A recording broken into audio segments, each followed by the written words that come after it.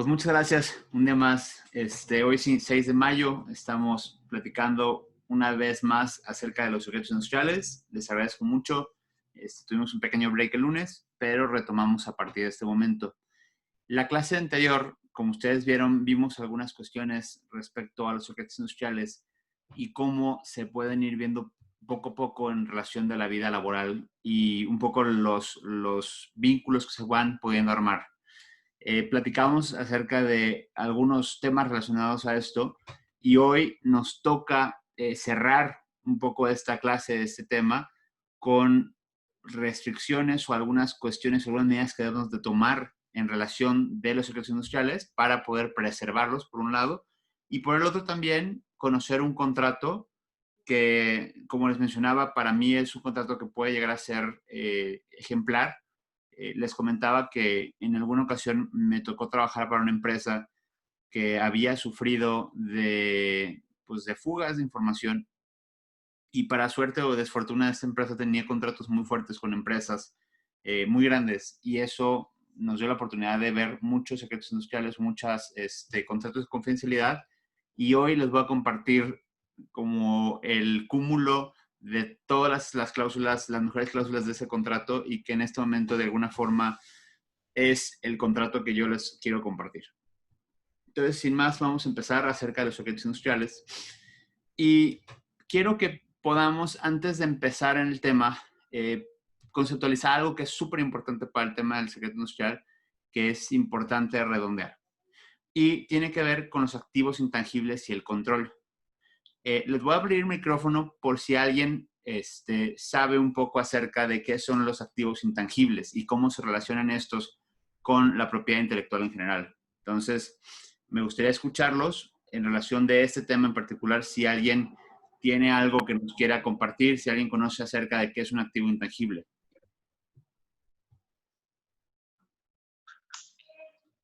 Bueno, yo entiendo los activos intangibles, sobre todo en tema de propiedad intelectual, puede ser una patente, una marca, cosas que no tienen un valor por sí mismo, sino que el mercado se lo da, por decir, una marca es un activo intangible, sin embargo no es lo mismo tener una marca como Nike a tener zapatos León. Ok, va por ahí. Sí, algo hay de cierto en eso, pero no es precisamente eso. En su momento veremos muy concretamente lo que son los activos intangibles. Pero como tal, los activos intangibles son de alguna forma, una definición entre lo que son finanzas, en lo que es la contabilidad y lo que es el derecho.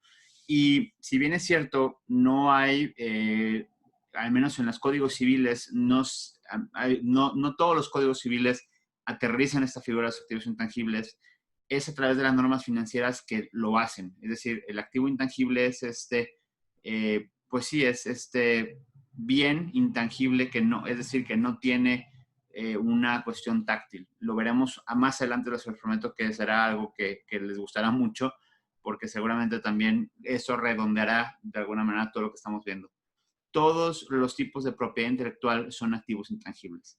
Y referente a esto, los activos intangibles como condición para que existan, debe tener beneficio económico futuro por una parte, pero también el control. El control es una de las cosas que es más importantes en relación a los activos intangibles.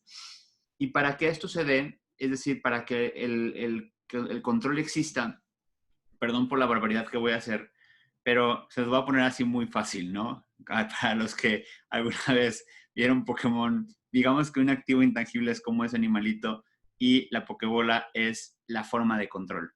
Entonces, perdónenme por la analogía tan burda, pero al final yo les quiero preguntar y se los pregunto abiertamente, ¿el secreto industrial es registrable?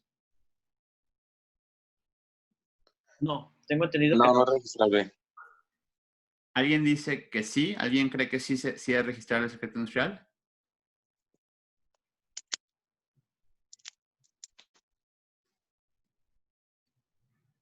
¿No? ¿Todo el mundo opina que no? ¿Están seguros? creo que sí, ¿no? Jorge dice que tal vez sí.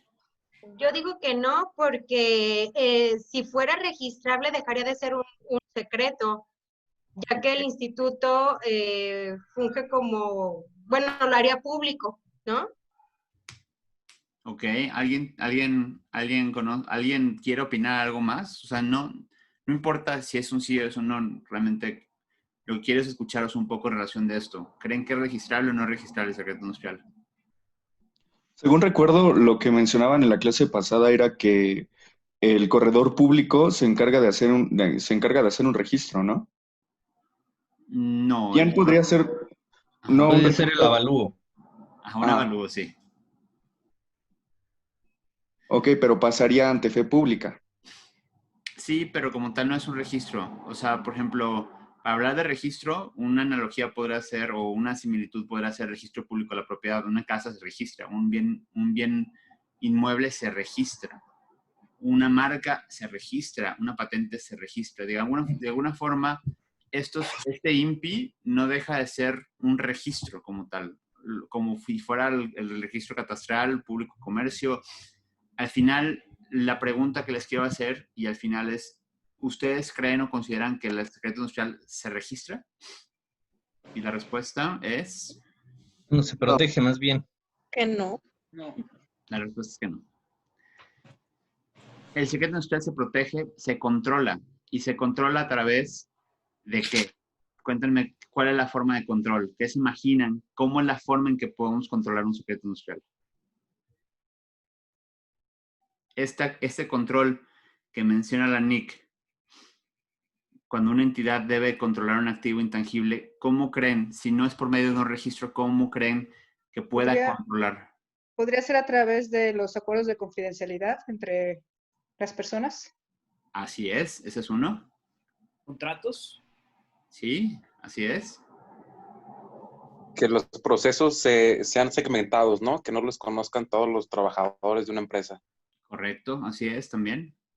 Muchas veces hay dos formas. Por un lado es como tal el contrato, que de alguna forma es este límite que estipula cuál es como el perímetro entre una y la otra cosa, ¿no? Entonces, de alguna forma, esta es la forma más fácil de poder emitir el control y hay algunas teorías que dicen que es necesario hacerlo manual. Depende mucho del tema de la evaluación, sobre todo cuando lo quieren evaluar. Hay quienes dicen que es necesario que tenga un asiento físico para que pueda entonces materializarse de alguna forma y en dado caso poder evaluarlo. Igual aquí tenemos un par de evaluadores, pero en su momento platicaremos acerca de la evaluación para poder tomarlo en consideración un poquito más al respecto de esto, ¿va? Entonces, solamente es tenerlo en físico, por un lado, y por otro es que se materialice a través de un contrato, porque esa es la forma que realmente podemos emitir el control. Es decir, esa restricción que nos hace dueños. Y la única forma de hacerlo es uno a uno por medio del contrato. Es la forma idónea, ¿no? Y para esto, bueno, por esto es que me remonto, me regreso a la cláusula o a la parte de la ley que menciona respecto del secreto industrial. Y voy a tomar solamente estas dos cosas que mencionan lo que es el secreto industrial como tal. Y por un lado es esta información de aplicación industrial o comercial, y por otra nos dice que respecto de esa y otras condiciones que ya vimos la clase pasada, es que se han adoptado los medios y sistemas suficientes para preservar su confidencialidad y el acceso restringido a la misma. Es decir, también el acceso, la restricción es parte importante de no nomás, es decir, por ejemplo, para un efecto de un know-how, tal vez no sería necesaria tal cual la restricción. Sin embargo, para efectos de un secreto industrial, sí es un requisito sine qua non. Entonces, volvamos a que no es lo mismo un know-how que un secreto industrial. La diferencia son las solemnidades que tiene que tener para que se pueda constituir. Entonces, tenemos estos dos elementos dentro de los 5 que teníamos. Vamos a aterrizar esos dos elementos en particular. Información comercial o industrial, por un lado, como necesidad. Y la otra que tiene que ver es que hayamos adoptado medios o sistemas suficientes para preservar la confidencialidad. Y la clase pasada hablábamos de lo complicado que puede llegar a ser eso. ¿Por qué? Porque ¿quién determina qué es suficiente, qué no es suficiente y cuándo lo estamos haciendo de forma correcta o no? Y aparte tenemos la necesidad de probarlo. Entonces, vamos a platicar hoy acerca de esos temas en particular. Ahora, sin avanzar más, vamos a ir a la primera parte de lo que tiene que ver con esta parte de la información comercial o industrial. Y la OMPI, en algunos de sus extractos, tiene varios artículos y varios segmentos donde de alguna forma trata de educarnos o de apoyarnos en esta parte de resolver dudas. Y nos regala algo que posiblemente sería muy interesante y lo voy a resumir. Al final lo que nos dice el AOMPI es que puede considerarse como información comercial o industrial de forma enunciativa, pero no limitativa, es decir, aparte de estas puede haber algunas otras que cumplan con las mismas características, información técnica, procesos de fabricación, datos de investigación experimental, algoritmos de software o código como tal, información comercial, métodos de distribución, listas de clientes, listas de proveedores, estrategias de publicidad, información financiera y fórmulas y recetas. No sé si tengan alguna duda respecto de alguna de estas. No, como les menciono, no son, es decir, no son las únicas, pero sí son de las más comunes. Entonces, voy a abrir un poquito el micrófono para escucharlos, a ver si tienen alguna duda. Ah, están activos, de hecho, los micrófonos. ¿Alguien tiene alguna duda respecto de esto? ¿No? Ok.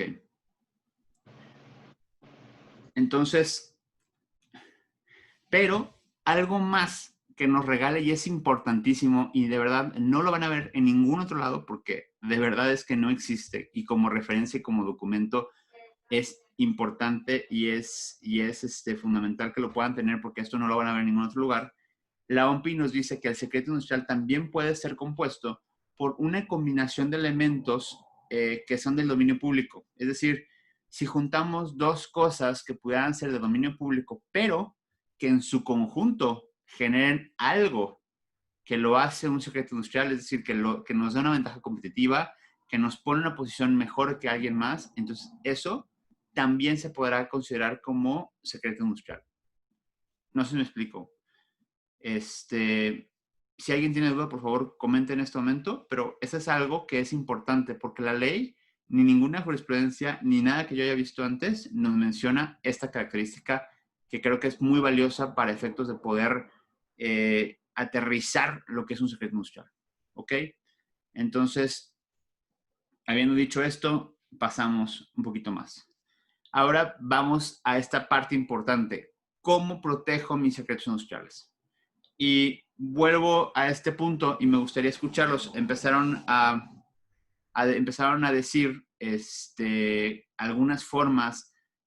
Jorge había dicho separar un poco las cosas, pero me gustaría, los contratos es una forma, me gustaría escucharlos qué otras formas consideran que pudieran ser elementales para proteger los secretos industriales. Voy a activar los micrófonos.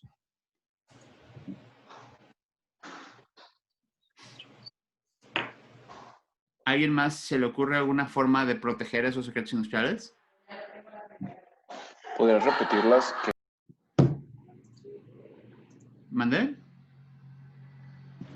¿Podrías repetir las que dijeron los compañeros anteriormente, por favor? Habían comentado acerca de seccionar los procesos, creo que fue Jorge. Alguien más había comentado contratos, pero quiero aparte de eso si se les ocurre alguna otra forma de proteger.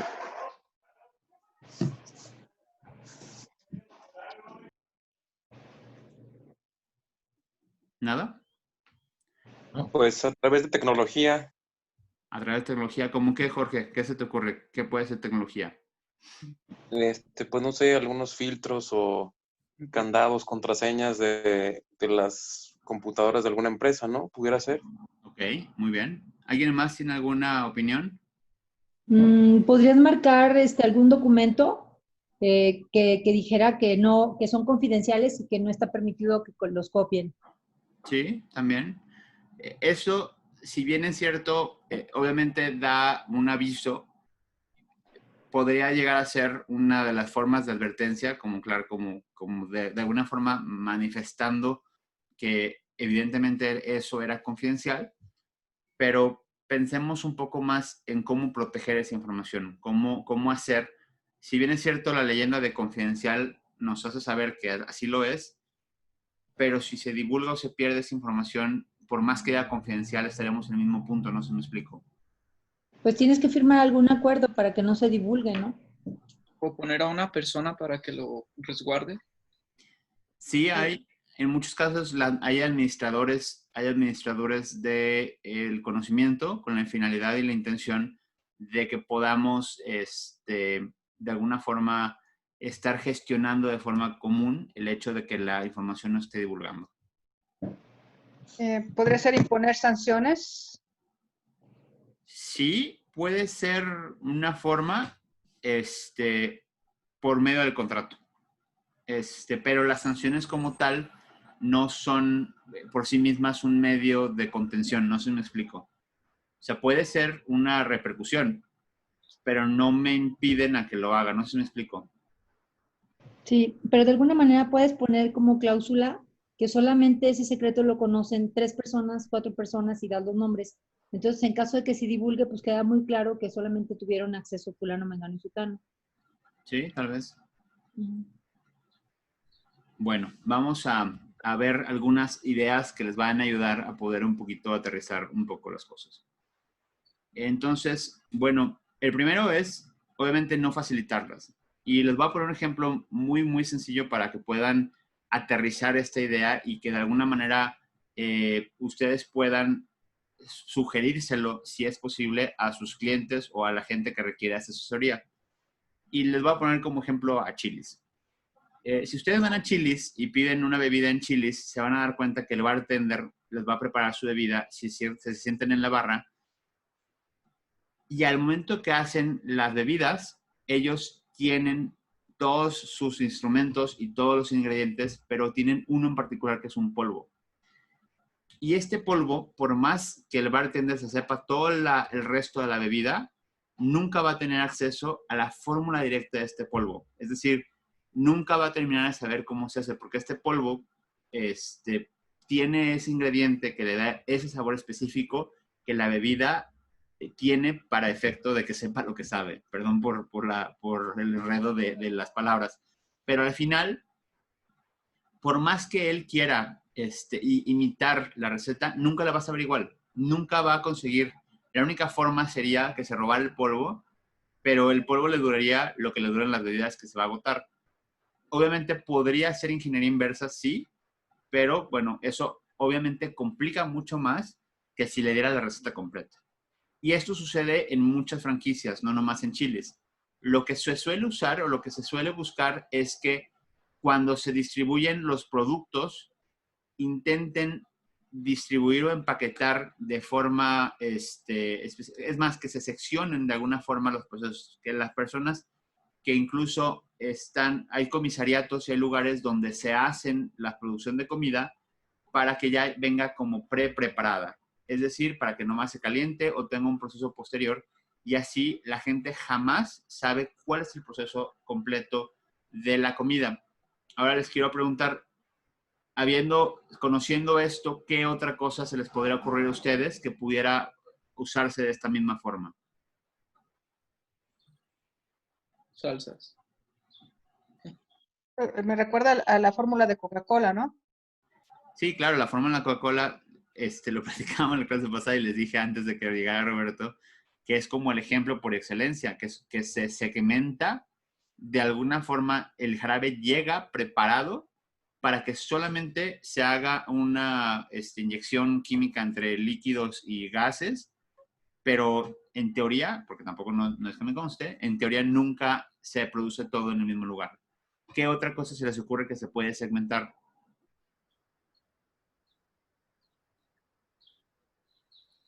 En las pizzerías, las salsas se las envían en la mayoría de Así franquicias. es. En la mayoría de las franquicias, la salsa, nunca van a saber cómo se preparó la salsa porque también es enviada empaquetada. ¿Ok? La carne para hamburguesas. La carne para hamburguesas también, a lo mejor es un poco por practicidad, pero también en muchas ocasiones, sobre todo en las cadenas grandes, la carne y algunos insumos vienen ya separados. Así es. Es como en IHOP, ¿no? Que la masa para el hot cake pues, ya lo traen, Sí, ya les mandan el polvo nomás para hidratarlo. exactamente. Exactamente.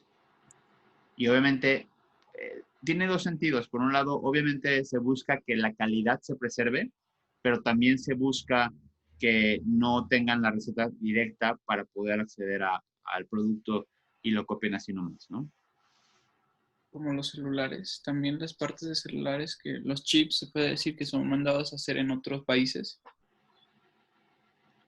No estoy tan seguro, te voy a decir por qué, Oscar. Porque al final el celular, si tú abres un celular, o sea, a diferencia de un hot cake, pues tú puedes ver un hot cake y pues ves un hot cake cocido, Ajá. y pues no hay forma de desmenuzar lo que viene en ese hot cake.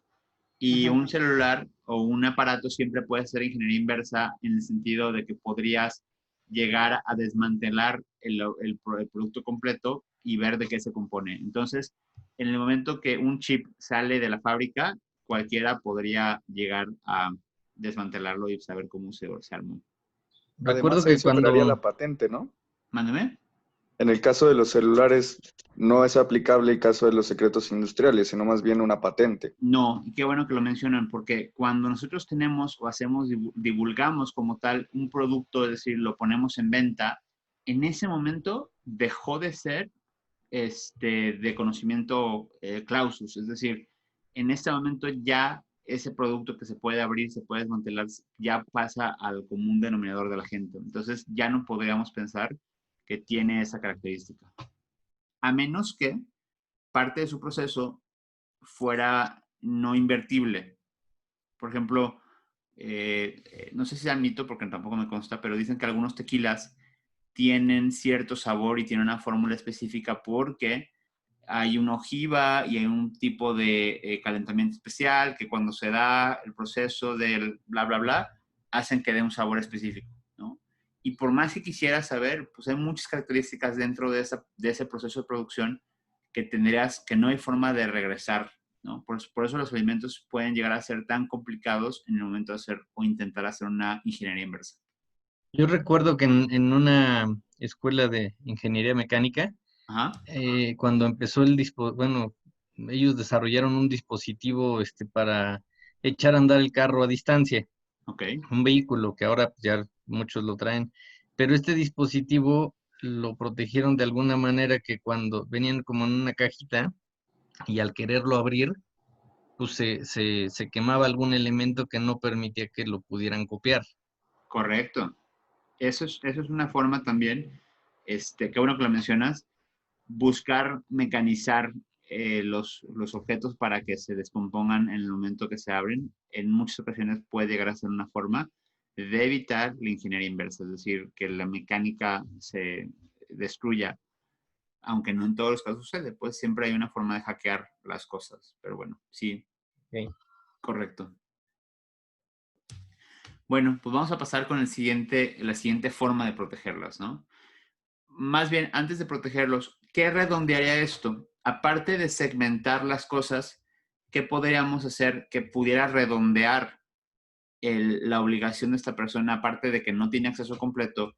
¿Qué más pudiera ayudarnos a evitar que se fugara esa información?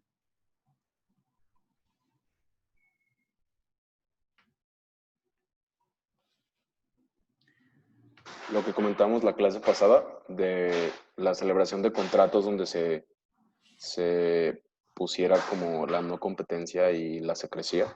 Así es. El contrato es lo que nos va a ayudar a poder dar o redondear de forma completa. O sea, es decir, no nomás tenemos que tener una sola alternativa de contención respecto a la fuga de la información confidencial, sino que si tenemos varias mecánicas, obviamente va a ser mucho más fácil que esto se evite fugar, ¿no? Porque una vez que ya se fugó la información, una vez que alguien ya más la utilizó, pues de alguna forma ya por más contratos que tengamos firmados, el daño o la divulgación ya no podemos retrocederla. Entonces, los contratos sí son muy buenos, pero no, digamos que no cubren todo. Lo que les quiero decir con esto es, firmar los contratos nos va a ayudar a contener, cuando menos psicológicamente, a la gente. Pero es necesario también generar mecánicas de contención para evitar que la gente tenga más acceso o tenga más facilidades de llevarse la información. Entonces, como tal, sí, los contratos de confidencialidad nos van a ayudar a hacer ese elemento psicológico y de presión, porque al final del día hay gente que sí, obviamente sí lo toma muy en serio, pero también hay gente que es bien balín y que no le importa nada y que sabe que le hagan lo que le hagan, de todas formas, no le pasa nada. Entonces, no nos confiemos solamente que el contrato va a funcionar, ¿no? Y yo con esto les quiero compartir esta mezcla de contratos que de alguna forma han hecho que sea un contrato un poco más fino o un poco más contundente a las cosas que hacemos. Y obviamente se los va a mandar después de la clase por si es de su interés usarlo. Yo no tengo ningún problema que así fuera, porque con la intención estamos queriendo aquí compartir lo que funciona. Si alguno de ustedes tiene alguna sugerencia para mejorarlo, de verdad no va a haber ningún tipo de ofensa, ni mucho menos. Creo que también hay mucha gente que puede sumar mucho en este sentido, ¿no? Entonces, bueno, les vamos a presentar este contrato de confidencialidad y vamos a empezar. Bueno, como todo, siempre se le pone este antecedente, día, fecha, hora. Por un lado, siempre está el receptor, es decir, quién recibe la información, y por otro lado está el emisor. Y el emisor se le puede categorizar de muchas formas, ya sea emisor, ya sea empresa, ya sea fulanito tal. En este caso le vamos a poner la empresa, ¿no? Y bueno, pues por un lado está fulano tal y por otro lado está mengano, ¿no?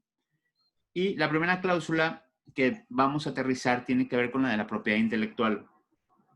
Y lo primera, de alguna forma, la primera aseveración que tenemos que hacer o intentar hacer es que el contrato, ni ese contrato, ni ningún otro contrato le concede al receptor derechos sobre la propiedad que se va a poder ver. Es decir, ninguna de estas relaciones le concede de ninguna forma derechos de propiedad intelectual de manera alguna, ni la licencia ni la otorgará. Y el receptor reconoce la titularidad de los derechos de propiedad intelectual, particularmente el know-how, que pertenecen a la empresa y a los clientes de la empresa. También tenemos que considerar no solamente la información que nosotros otorgamos, porque muchas veces nosotros también estamos ya con obligaciones con terceros respecto de información.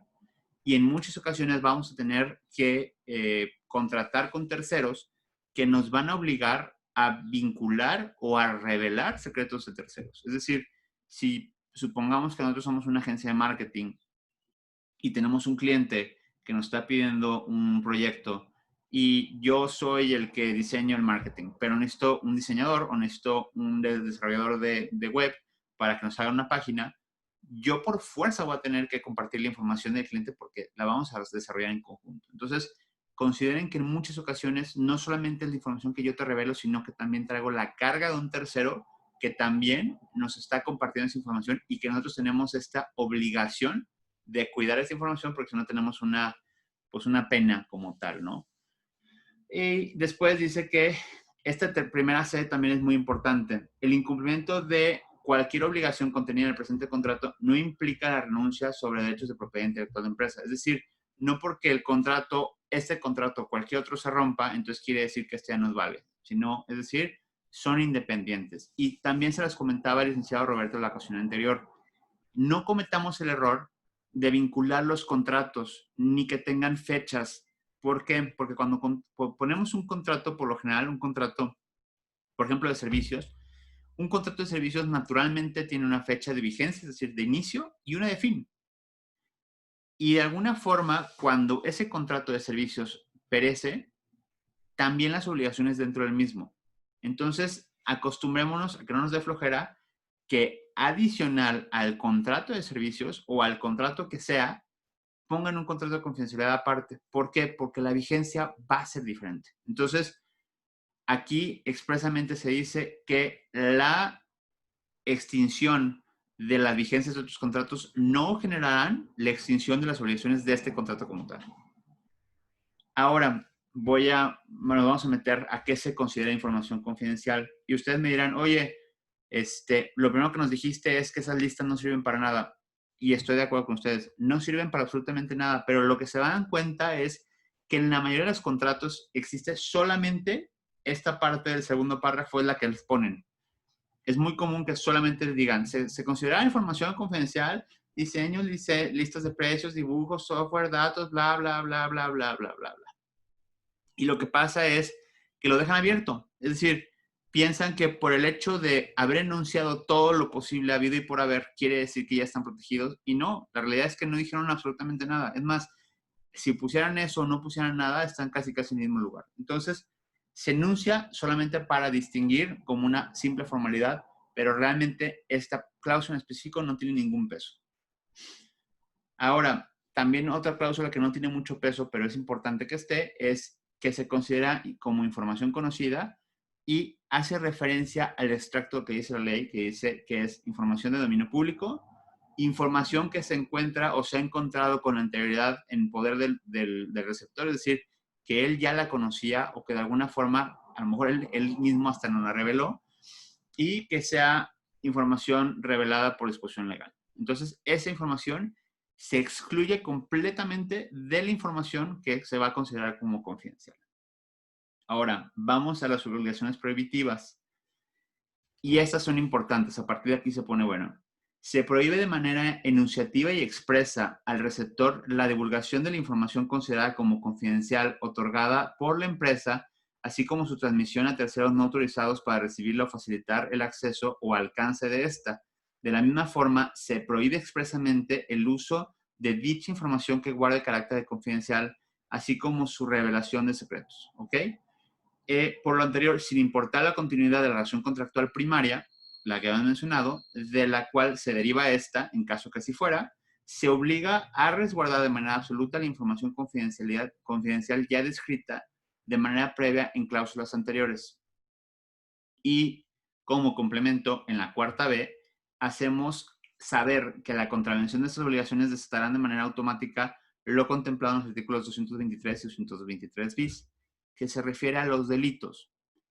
Yo mi consejo que les digo es, si ponen eso o no lo ponen, igual de todas maneras se desatan. Si no quieren asustar, porque hay mucha gente que te dice, no, yo no te voy a firmar eso, es que no, es delito, porque la mayoría de la gente no cree o no sabe que el incumplimiento de un contrato de confidencialidad, sobre todo cuando viene aparejado un secreto industrial, es decir, siempre y cuando cumplamos con este polígono que hicimos la semana pasada, solo si cumplimos con todas estas características, entonces cuando haya una revelación de secretos industriales, automáticamente nos genera un delito. Entonces, si se lo decimos de forma tan expresa a la persona que lo está haciendo, una de dos, o lo firma porque lo tiene que firmar y va a saber que el tema es muy complejo, o va a haber gente que no nos va a querer firmar, que no nos va a firmar y que no, y prefiere que se caiga el deal. Entonces, si lo ponemos o no lo ponemos, es decir, esa cuarta B podría no estar. Es a sugerencia o de alguna forma a discreción suya que lo integren o no lo integren. ¿Por qué? Porque si puede llegar a asustar, por así decirlo, supongamos que es con un empresario. A lo mejor un empresario, su abogado le va a decir, no lo firmes. ¿Por qué? Porque te van a meter al bote. No, entonces no lo firmo. De todas maneras, lo puedes meter al bote. Digo, realmente aquí se va al bote, pues, pero al final, lo que les quiero decir es, si se ponen muy rudos, posiblemente no se firman. Ahora, ¿a quién sí sirve ponérselo y como condicionante? Bueno, a un trabajador. Porque un trabajador sí dice, chin, si me paso de la raya, me pueden meter hasta el bote. Entonces, ahí sí es importante. Entonces, la cuarta B en específico, si tiene que ver con un empresario, si tiene que ver con una contraparte, a lo mejor que tiene un poco más de peso que tú, y acepta firmar el contrato, trata de evitarla, porque el que esté o no esté no hace ninguna diferencia para efectos de la posible consecuencia. Voy a abrir micrófonos por si alguien tiene alguna duda hasta ahorita para poderla resolviendo.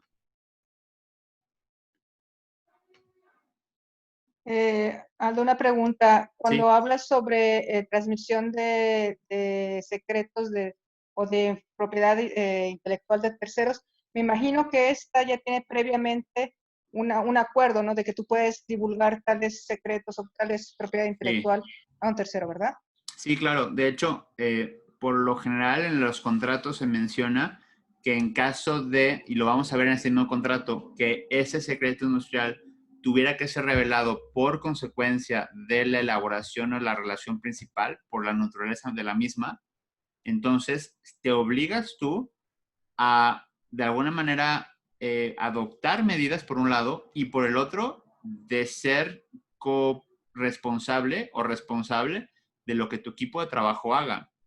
Entonces, supongamos que tú firmas un contrato con una refresquera y tú confiaste en el desarrollador y el desarrollador te salió balín, pues se van a ir sobre ti, porque es a través de ti que se obtuvo la información. Entonces, si tú no tuviste esas precauciones necesarias para evitar que esa persona o confiaste en alguien incorrecto, sorry, ¿no? Entonces, por lo general se considera y se contempla que así sea. ¿Alguien tiene alguna otra duda hasta ahorita?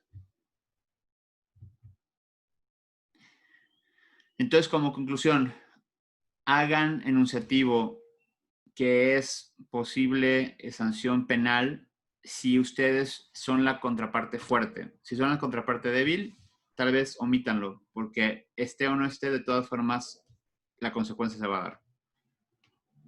Ahora, y justamente vamos a lo que acabas de preguntar, la obligación solidaria con colaboradores.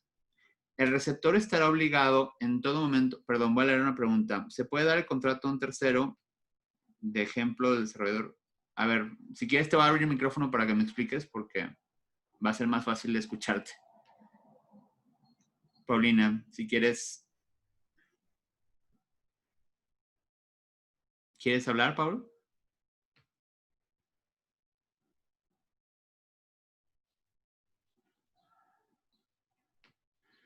Bueno, la pregunta es que si se le puede dar el contrato a ese tercero en el ejemplo del desarrollador.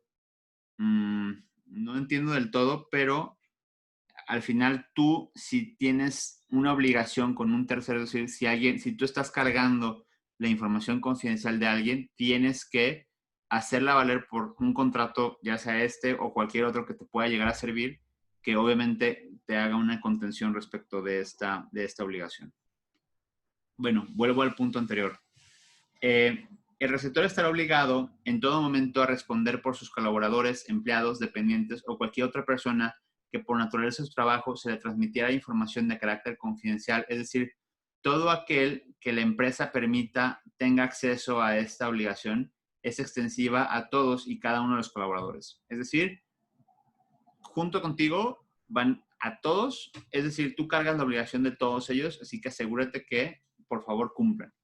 Mismos cuales el receptor debe encargarse de hacerles firmar contratos de confidencialidad e informar a los alcances de este tipo de información, así como su carácter legal y coercitivo de sigilo. Va. Entonces, continuamos.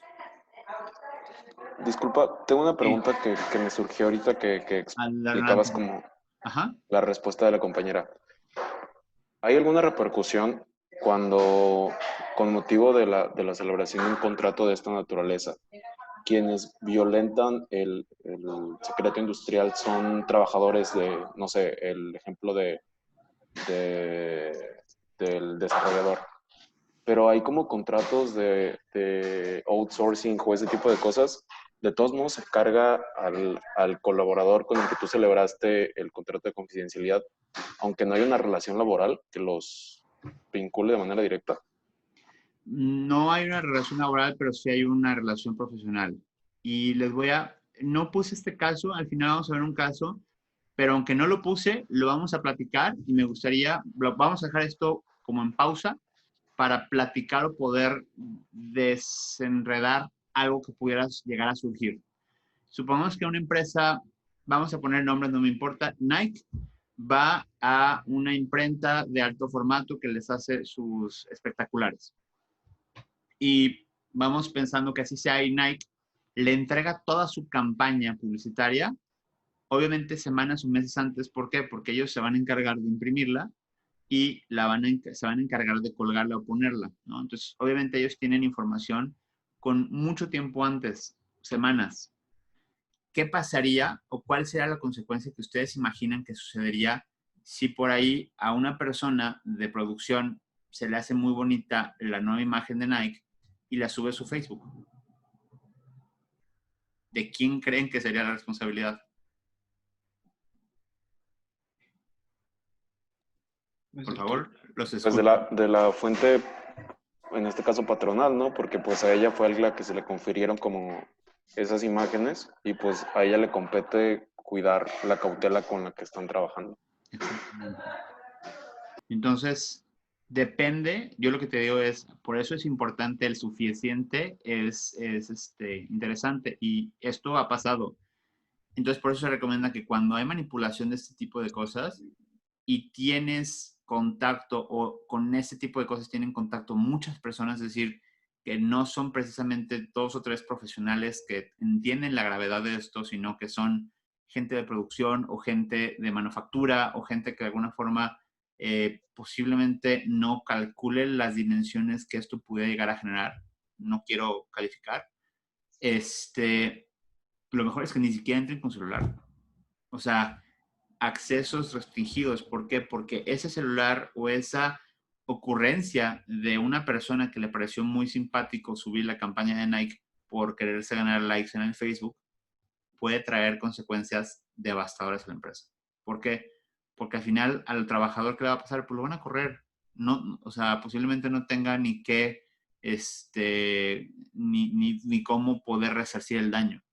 Pero la empresa es así, la va y le va a pagar duro. Entonces, esto es parte de la complejidad de esto, en el sentido de que cuando somos receptores y estamos cargando con información que pudiera llegar a tener esta posibilidad de esparcirse y generar un daño, tener que generar la conciencia de por eso les estoy de alguna forma diciendo que no se trata solamente de un contrato, sino que también tenemos que establecer medios de preservación.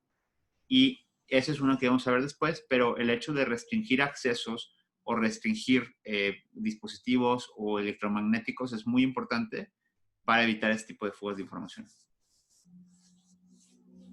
Bueno, continuamos. Ahora, después tenemos lo que tiene que ver con la destrucción o devolución de información confidencial. Y es que se supone que cuando nosotros hacemos esta solicitud de devolución de esta información, tenemos 2 opciones, ya sea solicitar a la persona que regrese todo, supongamos que es una franquicia, bueno, yo podría pedirte a ti como franquiciatario que me regreses todos los manuales, ¿no? Y en caso de no ser posible, cuando menos la destrucción, es decir, que no quede precedente de esta información, lo cual en todos los casos es sumamente complicado. Pero bueno, la obligación está ahí. Séptima, obligación de prevención. La receptora queda obligado a poner todos los medios posibles a su alcance y disposición, tanto económica como material, para resguardar la información e informar respecto de aquella información que tenga carácter de confidencialidad de la empresa. Entonces, aquí es esta obligación de poder tomar todas las medidas precautorias.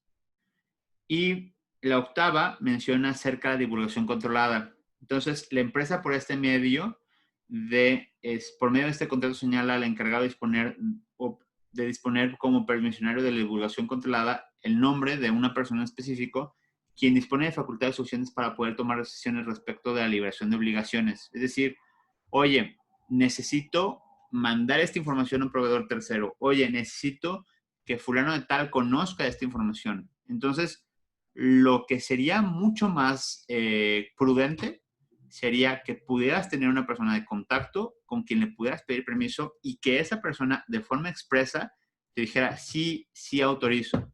¿Por qué? Porque en ese momento, si tú traes una carga de estas en materia de contratos, tú descargas. ¿Por qué? Porque en ese momento te autorizaron que tú podías compartir. Entonces, también sería bueno que lo vieran en el lado contrario. Depende de la calidad del contrato, pero si es un contrato fuerte que nos puede llegar a generar algún problema, lo importante es tener un tipo de autorización expresa en la cual nosotros podamos descargar esta culpa en caso de que pudiera llegar a suceder algo. ¿Hasta aquí alguna duda? Bueno, les sigo. Novena, pena convencional. Y estas también son de las cosas que muchas veces son difíciles de cuantificar, pero también sirven de aliciente para evitar que esto se genere. Y con eso también les digo, tengan cuidado porque muchas veces, a veces hay penas convencionales que son completamente absurdas, que la realidad es que no se van a poder cobrar. Pero a la vez también hay que poner penas que sean suficientemente onerosas como para que podamos, en caso de que se lleve a cabo algo así, poder pelearlas para que haya algún interés adicional que es solo el penal, ¿no? Vigencia. Esta la pongo en... Sí, dime. Tengo una pregunta en relación a la pena convencional. Ajá. ¿Se pudiera como sustituir esta cláusula o a la par hacer mención de caucionar como el desempeño de transmitir esa información? Es decir, otórgame como una garantía en lo que tenemos nuestra relación contractual. Yo dudo mucho. Sí. Mira, yo particularmente para un tema, obviamente todas las relaciones son diferentes. Hay algunas relaciones, algunas necesidades o algunos tipos de cosas que te ponen una fianza como necesidad para poder aplicar. Por ejemplo, les voy a platicar un caso en específico. Alguna ocasión para un cargo que tenía que ver o un desempeño de alguna posición que tenía que ver con la Federación Mexicana de Fútbol con la que trabajamos en algún tiempo, era necesario pagar una fianza, es decir, asegurar un monto de fianza para la cobertura de incumplimientos de contrato, ¿no? Y sin esa fianza, pues no podías aplicar a esa, ni siquiera es una posición, más bien es como un derecho de poder formar parte de alguna forma de entre FIFA y la federación. Entonces, todo depende de la posición que juegues, ¿no? Si eres un banco y como banco impones que tiene que haber una fianza, pues a lo mejor si es eso como condición de poder trabajar o no trabajar con esta empresa, pues tenés que dar tú a torcer, ¿no? Sí se podría, sí, pero si estás hablando de iguales, es muy difícil que vaya a suceder.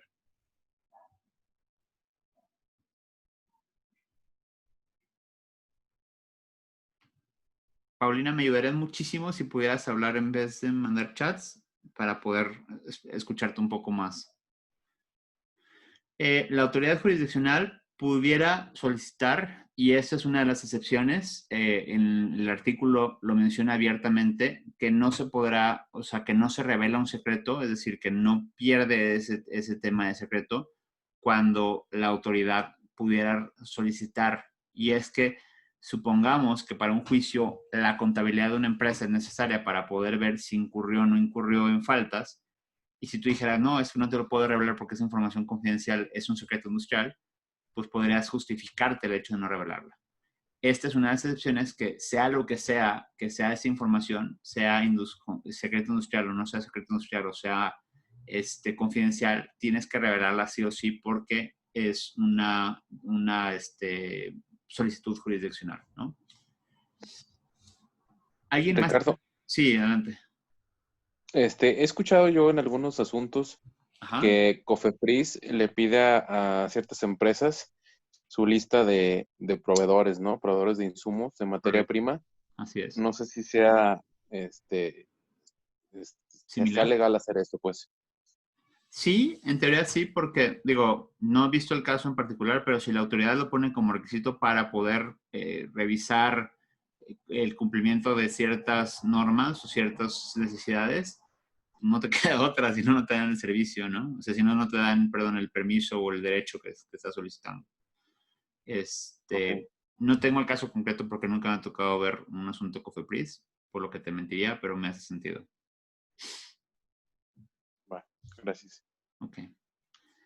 Yo tengo otra duda, perdón. En este caso de la autoridad jurisdiccional que solicita el secreto, ajá. Digo, se supone, a lo que recuerdo de la clase pasada y demás, que esta parte de que sea secreto es como lo importante de, pues, de la propia materia, ¿no? Pero si se lo entregas a una autoridad jurisdiccional, también corre el riesgo de la publicidad, ¿no? Porque al final de cuentas, pues también la otra parte va a tener como que el acceso a eso, a esa información, ¿no? Entonces, sí. no corremos como mucho riesgo en estos casos. O sea, entiendo que es una excepción para la autoridad, pero también está en juego todo mi negocio, por así decirlo, porque es el secreto de mi negocio. Sí se corre, y en este caso, ustedes se acordarán, fue como hace 2 años, que una corte de California le pidió a Apple la entrega de información del iCloud de uno de sus usuarios. ¿Se acuerdan de ese caso? ¿No? Sí, yo sí me acuerdo. Sí. Y la respuesta de Apple fue no. Sí. la respuesta de Apple fue no. Y obviamente, pues sí, tendrás que llevar a cabo algún tema legal para poder defender y poder justificar el por qué no lo vas a hacer o por qué esa transgresión respecto de tu información pudiera llegar a ser algo que no estás dispuesto a hacer y pues ahora sí que no te pueden obligar, ¿no? Claro. Si te llegaras a negar, pues sí, seguramente te podrían sancionar. Sí, seguramente pudieras llegar a tener un problema legal, pero también habría forma de defenderte, ¿no? En el caso de Apple, supongo, porque tampoco no conozco el caso en concreto, igual lo voy a investigar a ver en qué terminó. Seguramente le ocasionó una multa o alguna desobediencia, ¿no? Pero es un tema interesante. Se los prometo que la siguiente clase les tengo respuesta. Y yo en algunos contratos he visto, que ponen también, por ejemplo, la restricción de la no confidencialidad es con esas excepciones, ¿no? La primera, en caso de que el conocimiento público, o sea, que la información ya sea de conocimiento público, que tenga autorización o que se ponga en un proceso judicial, ¿no? Sí lo he visto como algunas cláusulas de excepción en algunos contratos. Correcto. Se podría poner, o sea, como posición, o sea, que no lo pongan, o sea, podríamos pedir, ¿sabes qué? Hacer alguna cláusula de, aunque sea un juicio, o sea, aunque lo solicite una autoridad, pues no puedes revelar mi información. Podemos extender la obligación a otras personas, o sea, que no, por algún motivo la autoridad lo requiera. No, porque recuerda que cualquier obligación que contraponga la ley es nula. Y la propia ley manifiesta que eso es una excepción. Entonces, pues sería una cláusula nula. O sea, realmente no tendría peso sobre la ley en específico, ¿no? Aldo, yo tengo, en referencia a eso, yo creo que mi pregunta es un poco siguiendo la temática que se está siguiendo. Sí, claro, adelante. Yo creo que yo he visto, por ejemplo, en los contratos que tenemos aquí en la empresa, ponen una leyenda que dice que en caso de que la autoridad exija que revelemos información confidencial, nos tienen que primero notificar a nosotros. ¿Esto también es factible hacerlo en México?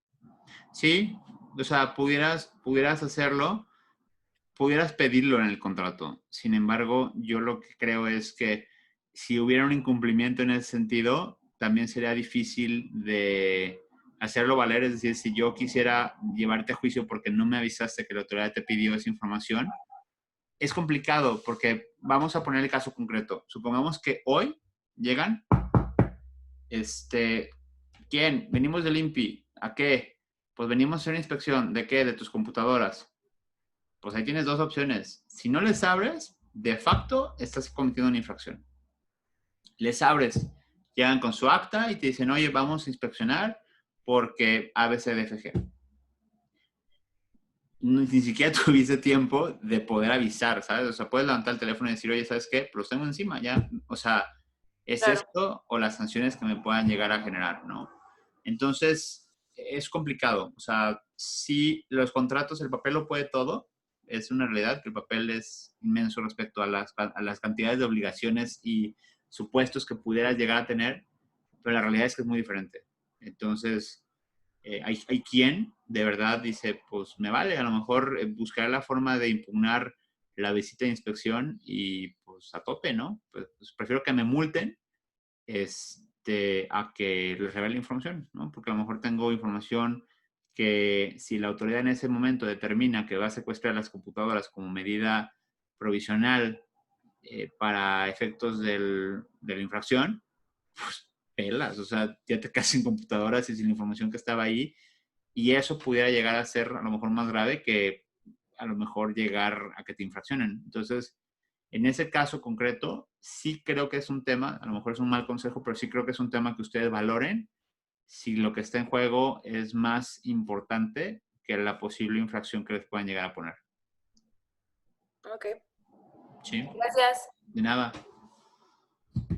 Bueno, espero que, si alguien tiene alguna otra duda, adelante, sin problema. Bueno, la vigencia, y esto es algo que platicábamos la semana pasada con Roberto, y es que les voy a leer cómo dice, el presente contrato de confidencialidad es de vigencia indeterminada, toda vez que las ventajas económicas o competitivas de la empresa pueden o no tener una fecha de caducidad o una vigencia exacta. Luego, entonces, toda vez que esta información confidencial no pase a ser información de carácter público, esta no podrá ser revelada en ningún momento. Entonces, esto es una contraposición al mal uso o a las malas formas de poner una vigencia o el típico 3 años, 5 años, 1 año. ¿Por qué? Porque en ese momento nosotros estaríamos en automático dando la libertad a la contraparte de hacer lo que quisiera con esa información, por un lado. Y por el otro es no poner, o sea, y esa es la importancia de hacer este contrato por separado, como ya lo comentamos, porque si la vigencia del contrato inicial de alguna manera está vinculado con este otro contrato, por eso este contrato tiene que mencionar que es un contrato independiente y que exista o no exista la relación primaria o la relación inicial, este contrato subsiste. Entonces, por eso es importante esto. Espero que quede claro. Obviamente, la prohibición de cesión de derechos, este contrato es personalísimo. Y 12ª, toda la información producida pertenece a la empresa. Esto es muy importante. Y no hemos llegado a la parte de derechos de autor, pero les voy a adelantar un poquito en materia de derechos de autor. ¿Cuál es como la idea principal? ¿Cómo se sigue? Y cómo tiene que ver esto en el orden de ideas a lo que tiene que ver con la información. Cuando tenemos una obra, cuando alguien crea algo, se denomina que es una obra primigenia. Es decir, que es de alguna forma una obra, pues digamos que es el 001, ¿no? Es el beta, es el 1. Y a partir de que existe esa obra, es decir, que pudiera llegar a existir una segunda obra, es una obra derivada. Ahora, si con base a la información que me hacen llegar, o por el puesto que tengo, o por las condiciones o la negociación que tengo, la información que me revelaron, a mí se me ocurre de forma espontánea una idea que incluye la anterior, no es mía. Pues, es decir, el aprovechamiento no nomás tiene que ver con la divulgación o con alguna forma el aprovechamiento de la información. Es decir, si yo hago uso de esa información, como tal estaría violando ese acuerdo. Entonces, no se vale pensar que porque ya tengo acceso a esa información, tengo derecho a usarla en mi favor. ¿Se entiende esto? Entonces, se debe comprender que toda la información producto de la interacción entre las partes constituyen información a favor de la empresa y sus clientes, y misma que debe ser resguardada con todo sigilo, y se prohíbe el aprovechamiento, divulgación, revelación o cualquier otra forma de darla a conocer o usarla para sí o para terceros por parte del receptor, y esta se considera de carácter confidencial. Entonces, si como resultado de nuestra relación se genera información adicional que proviene de la información inicial, se considera como una información derivada, y como información derivada sigue la misma suerte que la información primigenia. ¿Va? Entonces, espero que esto sea claro para ustedes. No modificación del contrato, no me voy a meter ahí. Jurisdicción, ustedes señalan la que ustedes quieren. Ley aplicable, igual a la ley de propiedad industrial, leyes federales, etc. Sí, Jorge, ¿levantaste la mano? Sí. Ah, dime, Jorge. ¿Te quieres regresar a la cláusula de modificación?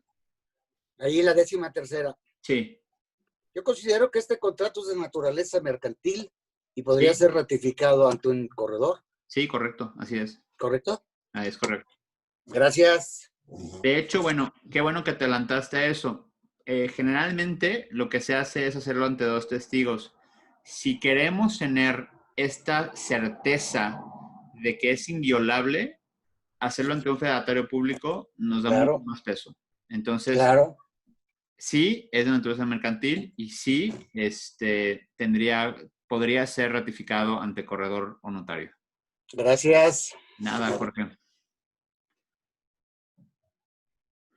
Bueno, aquí viene la parte que es más interesante y que yo no he visto en ningún otro contrato, y les recomiendo que lo hagan. 16ª, de la información confidencial o secreto industrial revelados o por revelar. El receptor, por medio del presente acuerdo, tiene pleno consentimiento y conocimiento de la información, la cual tiene calidad de información confidencial, conforme a la cláusula primera de este contrato, a lo que a continuación se describe, misma que firma de enterado y recibida o por recibir, las que se identifican con las siguientes características. 1.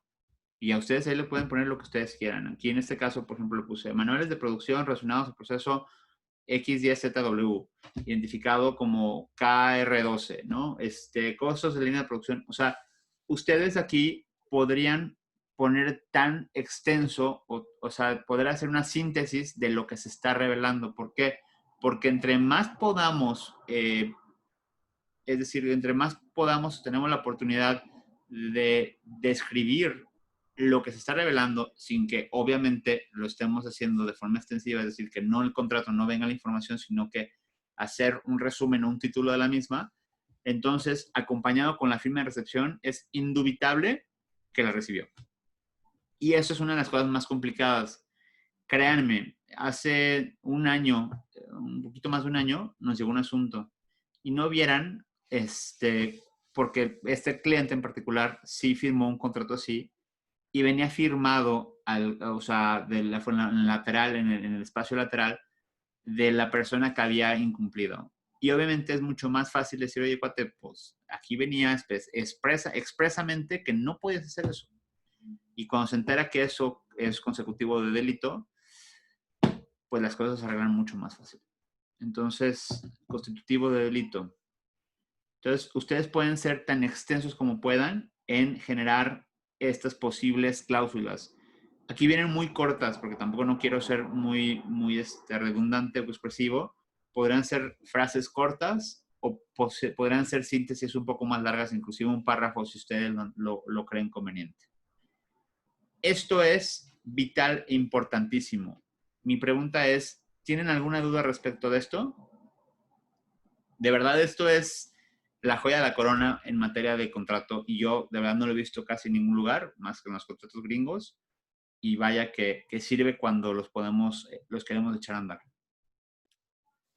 Yo sí, ¿lo recomiendas que lo usemos tanto como para clientes, proveedores y colaboradores? Sí, así es. Sí. Obviamente, delimitando lo que, por ejemplo, yo lo recomiendo mucho para los trabajadores. Que firmen al calce de cada hoja y debajo de o a un lado de cada X. Y sí, como contrato americano, son todas estas, y léelas para que sepas de lo que se trata. Y se la piensan 2 veces, se lo juro. Sí. Ok, gracias. De nada. ¿Alguien más tiene alguna otra duda? Es algo un poco más simple. Por lo que veo, se trata de una firma por cada secreto que se revela. Sí, es una firma por cada posible secreto que se revela o por cada información que consideramos confidencial.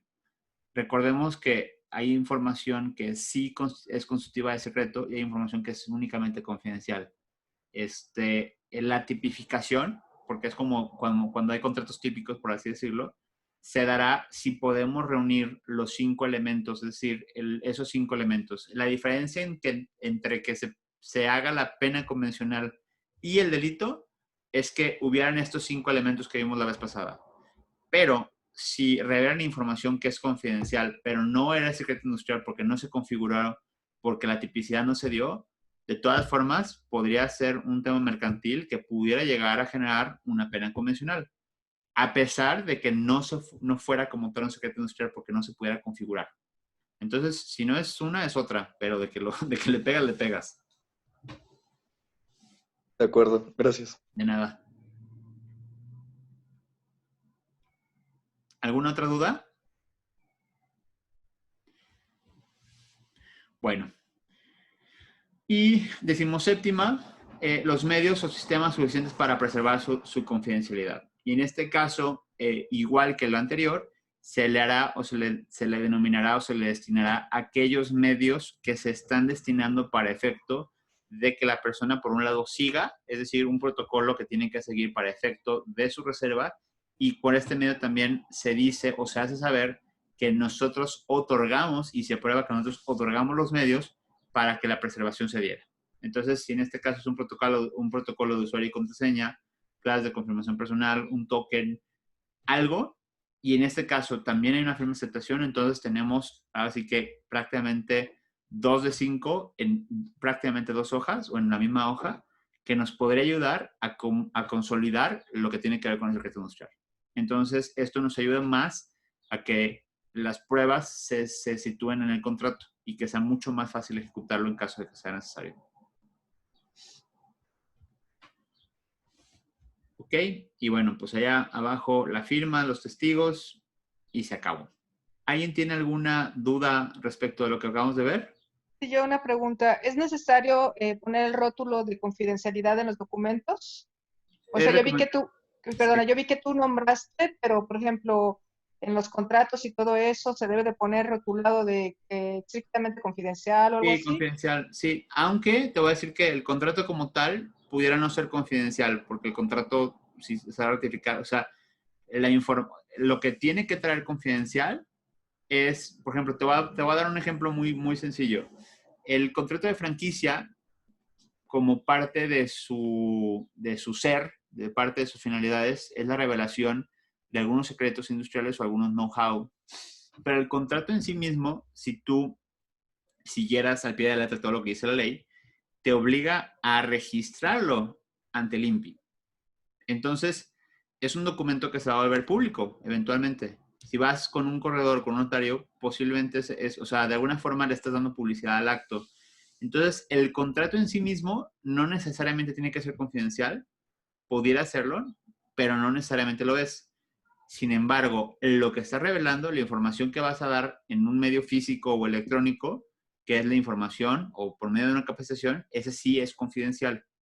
Y esa sí se recomienda que venga acompañado siempre con la leyenda de confidencial o información privilegiada o no divulgarse o que manifieste secreto industrial. Alguna de esas sería necesario para efecto de que cumpla el requerimiento de la ley. Pero el contrato por sí mismo no. Ok, gracias. De nada. Yo tengo una pregunta. Sí. Cuando hay algún contrato referente a alguna fórmula, por ejemplo, en los procesos químicos, Ajá. que están constantemente en innovación y están mejorando tecnología, ¿cómo puedes proteger para que de esa fórmula madre se van haciendo otras modificaciones o adecuaciones o mejoras y que las van siguiendo poco a poco? ¿Tienes que estar haciendo contratos o es un contrato que abarque lo que tienes en ese momento y las adecuaciones, innovaciones que vayas teniendo conforme a los resultados y la investigación que tenga la empresa? ¿Ahí cómo lo manejas? Ok, voy a responder dos cosas a la vez. La primera, ya se había, o sea, esa pregunta en concreto ya se había contemplado en el contrato cuando hablamos de que cualquier información que resulte derivada de la información principal constituye por sí misma información derivada de la misma y es también secreto. Es decir, cualquier cosa que se derive como resultado de la información confidencial inicial se constituye de la misma forma secreto y en posesión o de alguna forma en control de quien tiene ese secreto industrial de forma primaria. Ahora, no sé si eso me explico. ¿La primera se explica o no se explica? Sí. Es decir, es una información derivada de una primigenia. Ahora, la relación como tal pudiera llegar a generar nuevas obligaciones, es decir, nuevos conocimientos o nueva información que se tiene que revelar que tal vez no se puso en el contrato inicial. Lo que nosotros hemos llegado a hacer es únicamente un documento en el cual se menciona y se le hace ese que firme que adicional o como anexo al contrato firmado con fecha fulana tal, la información ABCDFGHI que se otorga por medio de este documento tiene las mismas características que la información de la cláusula, en este caso decimoctava, que la decimosexta, perdón. Entonces, solamente haces extensiva la relación y esta es de alguna forma esto, ¿no? Es cláusulas de advertencia donde de alguna manera pudieras, es decir, el contrato dice que no hay modificación, pero pudieras llegar a tener, agregar de alguna forma información adicional que se pudiera llegar a generar por medio de la relación o como necesidad de la misma.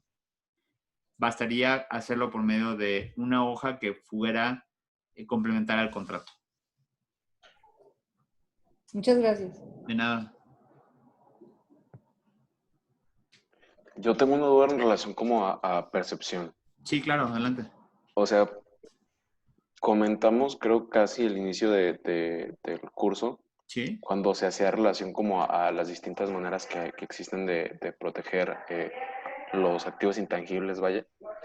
Pero tengo la duda de que en qué momento o bajo qué condiciones, por ejemplo, de que un secreto industrial que conlleva un proceso, o sea, pasa a ser como ya protegible o registrable a través de una manera distinta al secreto industrial y optar ya como por un modelo de utilidad o el otro, la otra figura de protección que comentábamos.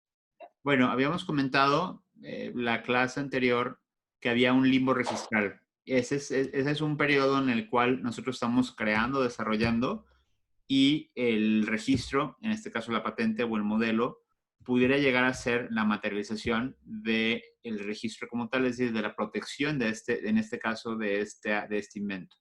Si es que nosotros deseamos hacerlo así, por un lado, ya sea porque lo vamos a hacer público, es decir, porque tenemos una necesidad de publicitarlo y no nos queda opción más que ponerlo a la venta y a lo mejor es un producto y pues es la única forma de que lo podemos hacer, o que así lo consideramos conveniente, ¿no? A lo mejor es un proceso interno, pero que lo queremos patentar, va. Sin embargo, creo que me perdí en la pregunta, pero tenemos este primer periodo. Sin embargo, dentro de este control, la única forma de controlar este know-how o esta información es a través de estos contratos, de estos mecanismos que pueden, a través de este documento privado entre personas, hacer saber de quién es la posesión o de quién es la propiedad o la titularidad de esa información. No sé si con eso me explico. Sí, en parte, y creo que ya entendí como la parte de que comentabas como del limbo registral. Ajá. Y creo que ahí va a ser como que atendiendo a las necesidades que se tengan, ¿no? Si es como, si se quiere tomar como el riesgo de obtener la protección de un modelo de utilidad y que en determinado tiempo, pues, puedas hacer de dominio público o optar por el secreto industrial y como preservarlo ya entre particulares. Sí, porque muchas veces no vamos a tener opción, porque lo vamos a tener que hacer, o sea, si es un producto, va a salir a la luz y cualquiera lo puede desarmar. Si no es necesario, tú podrías, ayer me preguntaban, oye, es que tengo un cliente que no sé qué, que tiene un software, pero es de su interno y no lo quiere registrar porque tiene miedo que se lo vuelen. Pues es que tiene sentido que no lo quiera registrar. O sea, si registrándolo le das publicidad y lo que no quiere es que nadie lo conozca, y es de uso interno, pues está bien que se quede de uso interno. Nada más ten, o sea, precauciones para que nadie te vaya a volar el código fuente. Pero estaría bien, ¿sabes? O sea, hay software que no necesariamente tiene que ser un software as a service o un servicio, una aplicación, ¿no? Entonces, cada caso es diferente, ¿no? No hay como una regla general, pero digamos que siempre y cuando, si de alguna forma va a estar al público, entonces la opción siempre va a ser patentarle, siempre y cuando sea patentable. Bueno, ¿alguien tiene alguna otra duda antes de continuar? Bueno, aquí les pongo otras dos cláusulas de advertencia que pueden formar parte de ya sea un contrato en particular o en este caso un complemento, como bien lo preguntaban, al contrato como tal, ¿no? Entonces, por este medio, por medio del presente, he recibido información relativa al proceso industrial de manufactura de calzado con tecnología RFID, mismo que se considera confidencial y secreto industrial, ¿no? Ese podría ser un ejemplo de esto. Y otro podría ser, en caso de franquicias, por medio del presente, el receptor acepta la recepción e instrucción respecto de recetas del manual operativo de cocina de franquicia fulana de tal para preparación de platillos de temporada referente al manual MOC 221, ¿no? Esa podría ser otra forma en la cual pudiéramos tener prueba contundente de que la persona estaba enterada de que esa información era confidencial y que formaba parte de una información reservada, ¿no? Entonces, bueno. Ahora, hasta aquí, si alguien tiene duda, me dice y si no, le continuamos. ¿Qué otros medios de preservación hay? Bueno, pues en materia de software no nos vamos a meter mucho detalle. Espero que después nos pueda acompañar alguien que tenía pensado que nos pudiera acompañar, pero hoy no pudo hacerlo. y por temas de tiempo, qué bueno que no fue así porque no lo hemos alcanzado, pero métodos de protección de información pueden ser los firewalls, el bloqueo de puertos, protocolos de cifrados, autorizaciones y autentificación, y también métodos de protección al código fuente, es decir, al software como tal, puede ser encapsulado de datos, la ofuscación del código, la minificación o la transpilación. Entonces, si estamos hablando específicamente de software, estas son algunas mecánicas que nos pueden ayudar a evitar que tengamos fuga de información o que el acceso sea de forma tan sencilla o tan fácil. Espero que si no se dedican al software no le pongan mucha atención. Ahora, como les decía, las restricciones de acceso, esas son muy importantes. ¿Por qué? Porque si tenemos en nuestra carga o tenemos obligaciones que pudieran llegar a ser muy peligrosas en materias cuantitativas económicas, hagamos lo posible porque el personal que trabaja con nosotros no la riegue. O sea, ayudemos a que eso no suceda, ¿no? Entonces, en muchas ocasiones, tanto a visitantes como a personal o como empleados, incluso hay como los TSAs que están en los aeropuertos, identificadores de electromagnéticos para evitar que pasen UCBs, que pasen celulares, que pasen cualquier dispositivo que pueda llegar a divulgar, ¿no? Entonces, pues restricciones pueden ser de paso, restricciones de introducción de dispositivos, celulares, UCBs, electromagnéticos, y muchas veces sucede que cuando vamos a unas empresas grandes, al menos de las que tienen infraestructura, es un rollo conectarse al Wi-Fi. No sé si les ha pasado alguna vez que te quieres conectar y dicen, ay, tenemos que hablar el señor de sistemas, y viene el señor de sistemas y se tarda media hora en poderte conectar al Wi-Fi, pero de alguna forma lo que están cuidando es que no tengas por medio de las redes acceso a otras cosas, ¿no? Entonces, si tienes una empresa grande o asesoras una empresa grande, tengan en consideración esto porque esto puede llegar a ser una diferencia importante respecto al acceso o la fuga de información. Habrá otras, pero estas son las más importantes. ¿Hasta aquí dudas? Bueno. Vamos a ver, nos quedan 15 minutos, 12 minutos.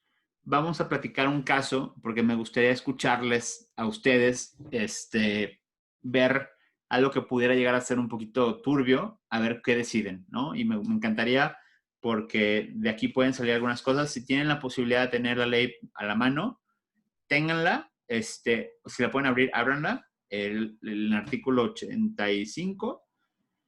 Y bueno, les voy a platicar este pequeño caso que está muy sencillo.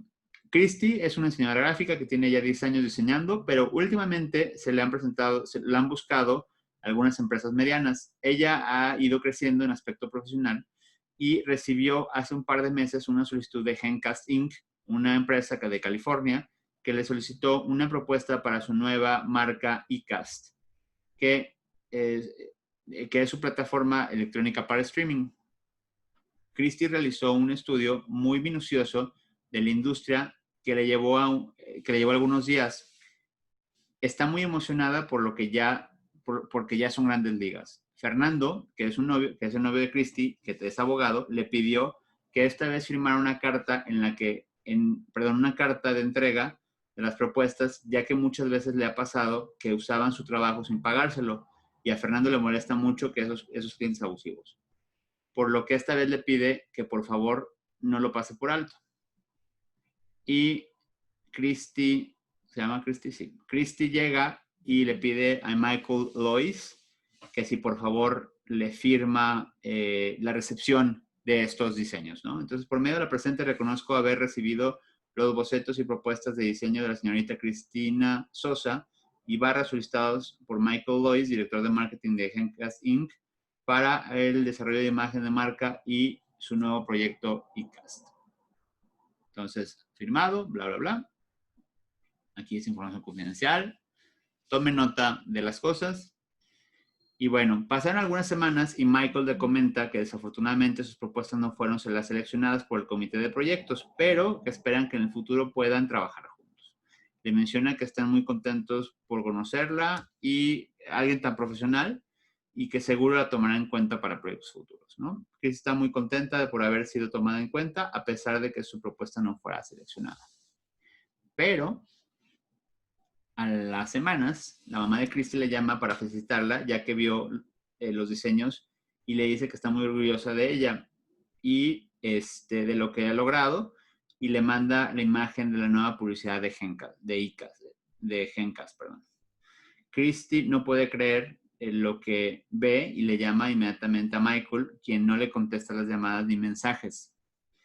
Por lo que después de muchos intentos habla con el jurídico de Gencast para comentar su situación. Sin embargo, ellos telefónicamente le dicen que la marca fue desarrollada internamente y que la misma fue registrada en derechos de autor y como marca, por lo que es titularidad de la empresa. Y bueno, ahí está Gencast. Entonces, bueno, inicialmente nos vamos a poner del lado de Cristi y vamos a ver qué dice en este caso. Cristi es tu amiga y te llama para pedirte ayuda y te comenta que Fernando, su exnovio, porque ya cortó, le insistió en que hiciera firmar a sus clientes un documento, pero no sabe si sea suficiente para iniciar un juicio. Ella te dice que le digas qué se puede hacer, por lo que ya está cansada de que le pase lo mismo. Y lo que esta empresa hizo es la gota que derramó el vaso. A ver, cuéntenme. Platíquenme ustedes cuáles son sus conclusiones. ¿Qué se puede hacer?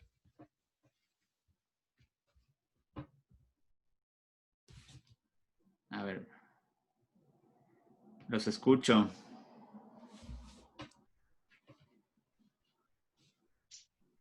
¿Hay o no hay?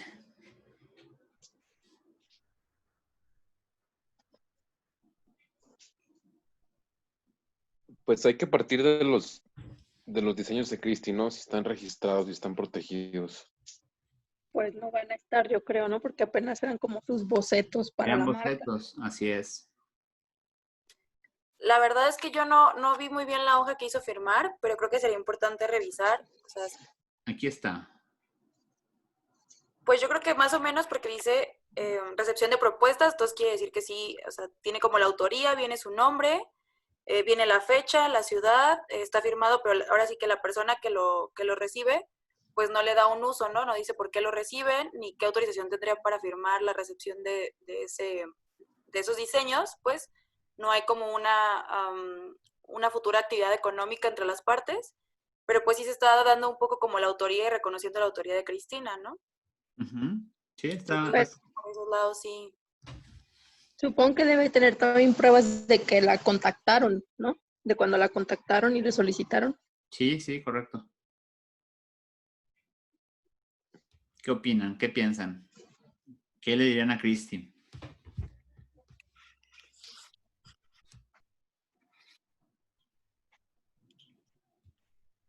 Qué callado, no puedo creer.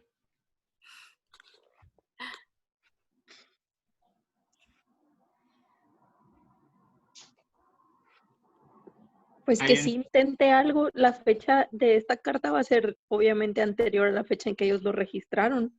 Exacto, sí, por un lado sí. O sea que pudiéramos atender lo que comentábamos en una clase anterior, de que pues, los derechos de autor se presumen la titularidad y que es como con la fecha en la que quedaron plasmados de manera material, y pues este es como un soporte material. Y como señaló la compañera, pues es como anterior a la fecha en que fue solicitada su inscripción por estos gandallas. Ajá.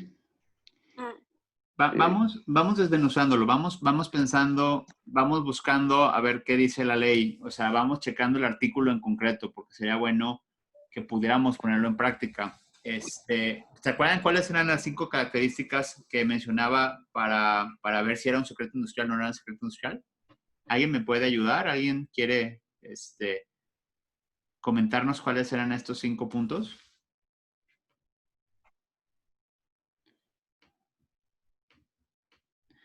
Si no, ahorita lo voy a abrir, pues, pero me gustaría que participaran.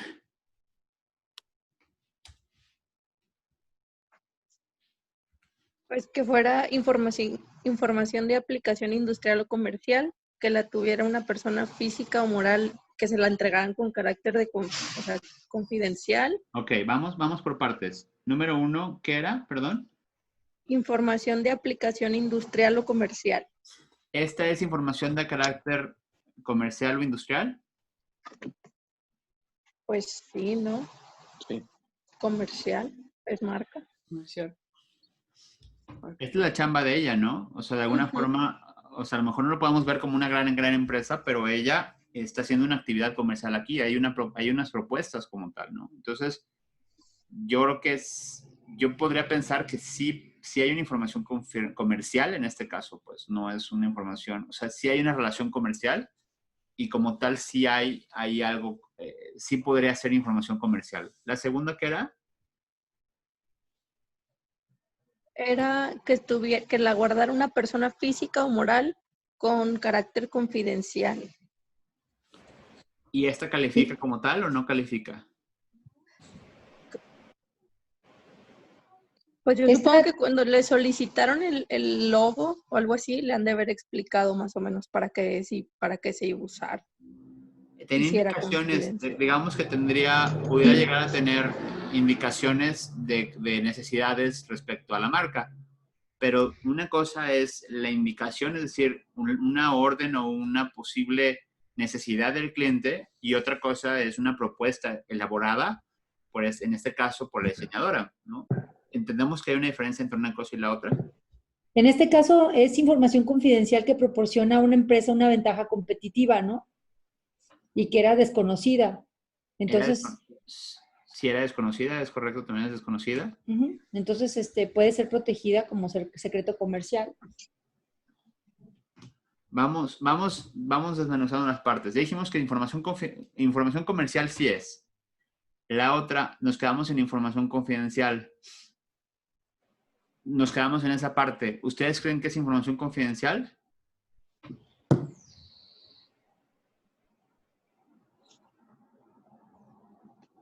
Sería información comercial confidencial, ¿no? Pues cuando menos el documento trae la leyenda de que es confidencial, ¿no? O sea, digamos que justo abajo de donde dice carta de recepción de propuestas, hay una manifestación expresa de que es información confidencial, ¿no? Y así la firma Michael Lois, ¿no? Porque de alguna forma él no lo hubiera firmado. Sí, pero en este caso, como es una imagen, yo creo que es comercial confidencial y proporciona a una empresa una ventaja competitiva, de eso se trataba. En este caso la empresa es Cristina Sosa, ¿no? No, no. En este caso, o sea, al quedarse la empresa esta Gencast con ella, está beneficiándose porque está proporcionando a la empresa una ventaja competitiva. O sea, con esta imagen, de alguna manera van a lucrar esta empresa. Entonces, sí, pero esta imagen la proporcionó Cristina a la empresa. Es su propuesta de bocetos. O sea, es algo que Cristina le está dando a la empresa como una propuesta de imagen. ¿Alguien piensa algo diferente o concluye algo diferente? Jorge, Jessica, Beatriz, Christopher, Diego, Ernesto, Fabiola, Fernanda, Jorge. ¿Alguien opina algo diferente? ¿Piensa algo diferente?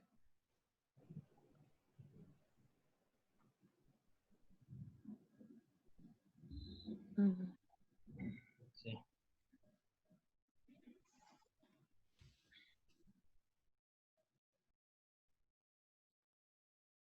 ¿Nada? Paso. Está en el artículo 86. Léenos el artículo 86, Jorge. Dice, la persona física o moral que contrate a un trabajador que esté elaborando o haya elaborado, o a un profesionista, asesor o consultor que preste o haya prestado sus servicios para otra persona con el fin de obtener secretos industriales de esta, será responsable del pago de daños y perjuicios que le ocasione a dicha persona. Ok, pero aquí hay que tener cuidado porque estamos apenas configurando si hay o no hay secreto industrial, y para eso se tienen que... La clase pasada habíamos hecho como como una figura donde teníamos ahora sí que todos los elementos. Lo voy a cambiar. Los veo muy dudosos. Me gustaría que estuvieran un poquito más participativos. ¿Se acuerdan de este?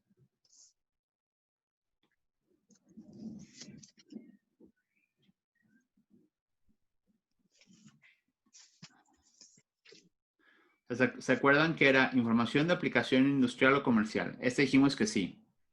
Que guarda una persona física o moral. El contrato, cuando estamos manifestando que es confidencial, ¿hay una posesión? ¿Hay una guarda?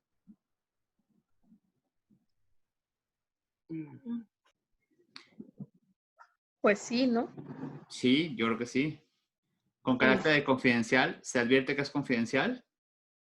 De hecho, Cristi le da carácter de confidencial al momento de que redacta su documento. Exactamente. Y lo comparte. Exactamente. Le está restringiendo el acceso a otra persona. Le está manifestando que ese documento tiene esa característica. O sea, es derivado de la solicitud que le hacen ellos, pero ella a su vez le dice, oye, esto que te estoy dando, no te estoy cediendo, no te estoy otorgando derechos, nada. Te lo estoy mostrando como, digamos que sería una licencia reducida para únicamente objeto de evaluación. ¿Sí me explico? Sí, solo como propuesta. Como una propuesta, exacto. Porque la autoría de quién es. De Cristi.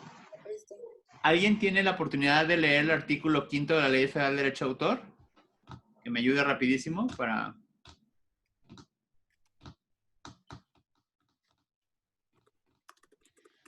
Entonces, con carácter... Ajá. 5. 5. Ok. Dice... La protección que otorga esta ley se concede a las obras desde el momento en que hayan sido fijadas en un soporte material independiente. ¿Independiente qué? Independientemente del mérito, destino o modo de expresión. Hasta ahí. Entonces, de alguna forma, en el momento que se impuso en un soporte material, pues digamos que ya es de Cristi, ¿no?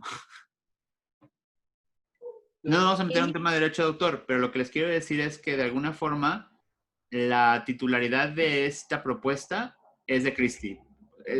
Les quería traer un poquito a la luz esta parte. Yo sé que estamos cerca de empezar derecho, estamos lejos de empezar derecho de autor todavía, pero les quiero poner esa pista por ahí. Entonces,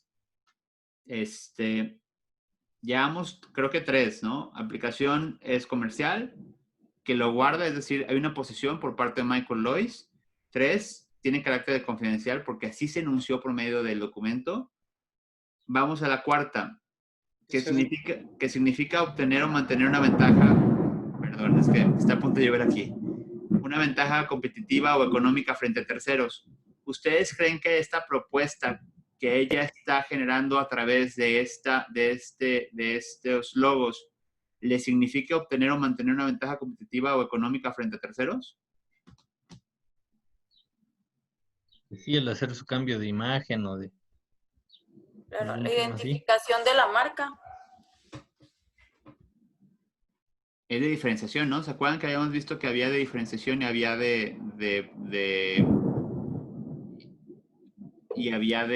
¿se acuerdan de esta última parte que les había comentado que había liderazgos de costos y de diferenciación? Entonces, posiblemente sí habría una ventaja competitiva porque esa propuesta le da a Cristi sobre cualquier otra persona pues una posibilidad de que sea elegida sobre las demás. Ajá. Y por último, respecto de la cual haya adoptado los medios o sistemas suficientes para preservar su confidencialidad de acceso restringido a la misma. Fue la carta. La carta. Entonces, me voy a regresar al punto anterior. ¿Ustedes creen que habría secreto industrial? Sí. ¿Todos dicen que sí? ¿Alcanzan a ver otra vez la carta? ¿Se ve o no? Sí. Los veo muy dudosos y poco participativos. Muy mal. ¿Qué onda? No importa que se equivoquen, no pasa nada. La intención es justamente esto, porque este tipo de cosas nos van a llegar en la práctica, ¿no? O más allá, podemos decir, oye, algo tan sencillo como esto puede meter en broncas a gente que por lo general, ¿cuántas veces han visto que arquitectos, que gente cotiza, que manda proyectos completos y les vuelan las cosas. O terminan haciéndolo con alguien más, o sea, el mismo boceto, la misma propuesta, que terminan haciéndola con alguien más. Sí, con su gente que le pagan menos. Exactamente. Entonces, ¿qué opinan? O sea, les pregunto por última vez, porque ya estamos sobre la hora, pero ¿qué opinan? ¿Qué creen de esto? ¿Podría ser, no podría ser? ¿Cumple con todos los requerimientos que dice la ley? Pues sí. Yo digo que sí.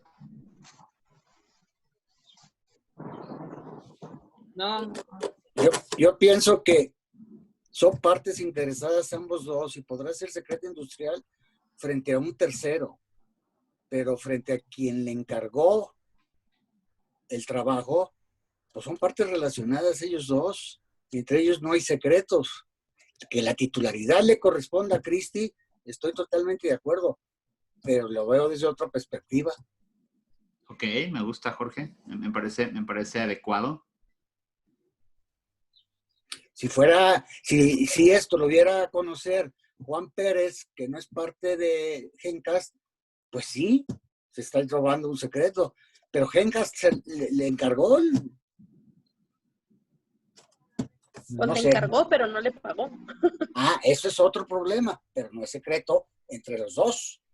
Podría considerarse únicamente como una información confidencial, ya que no es algo que no que lo puede hacer cualquiera, no igual, pero es una imagen que puede hacer cualquier otra persona dedicada a eso.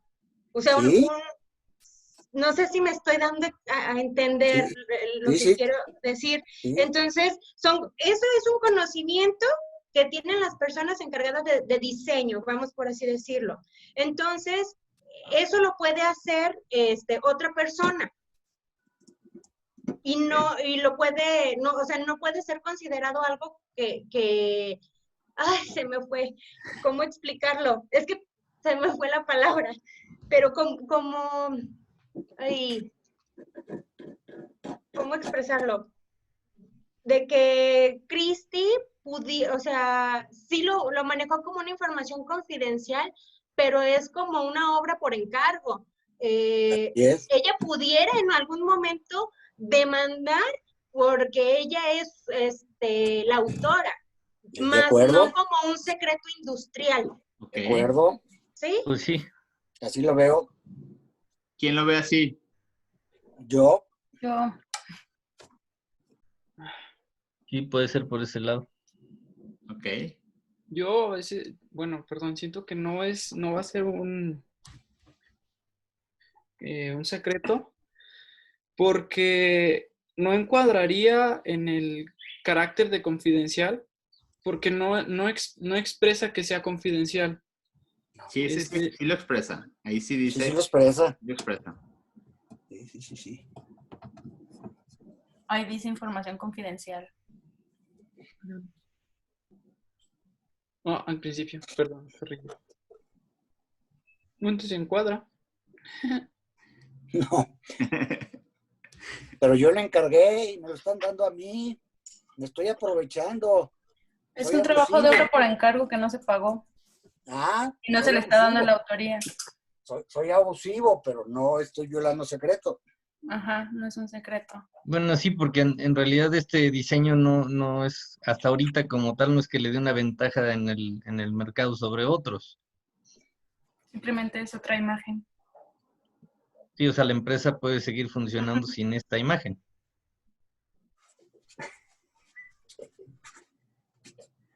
Creo que sería mejor más por el lado de derechos de autor. Lado de derechos de autor. ¿Alguien quiere opinar algo más? ¿Alguien está porque sí? Porque ya fueron del no al sí, del sí al no. Yo creo que aquí hay un punto que no se ha tocado, que es que no solamente comparte el diseño final, sino también comparte la estructura del diseño o el boceto primigenio del diseño, ¿no? Lo cual ya se considera, o yo pienso que se puede considerar como parte del proceso que ella tomó para llegar al diseño final. Entonces, para mí sí se configura el secreto.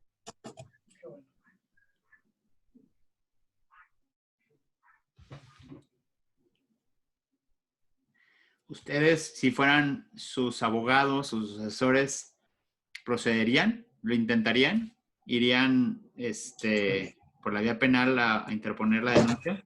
No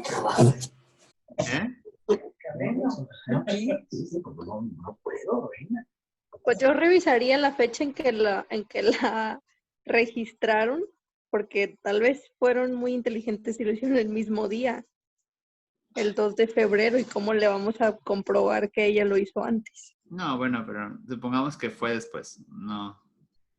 Ah, pues sí, fue después, yo sí. No le diría que no hiciera nada, o sea, es tu trabajo. Ok. Bueno, al final de este caso no es como que tenga una conclusión porque es un caso hipotético, pero lo que les quiero decir es que con un documento así de sencillo podríamos ayudarnos a nosotros mismos y a nuestros clientes a evitar tener esas fugas de información tan fuertes, sobre todo porque este tipo de casos se dan muy a menudo, muy a menudo. Entonces, algo así, podría haber opiniones divididas y aquí hay más de un abogado y créanme que entre abogados, corredores y con experiencias diferentes no hemos podido llegar a una conclusión. Entonces, posiblemente sí habría un asunto ahí, ¿no? Entonces, lo que les quiero decir, digo, ya ahorita por la hora no nos alcanza, lo que quería era ponerlos del otro lado como la empresa a ver si tenían que negociar o no negociar. No sé si quieren hacer ejercicio, pero bueno, al final del día les quiero decir un poquito que con esto que se den cuenta cómo esas partes pueden configurar o no un secreto industrial para efecto de poderlo llevar a cabo o no en la práctica. Por mi parte, hoy es todo. Espero que les haya quedado un poquito clara, ahora sí que un poquito más claro lo que es el secreto industrial. Créanme que lo que vimos hoy sonará raro, pero poca gente lo conoce aún dedicándose al tema. Y espero que lo puedan hacer valer en su nueva práctica profesional.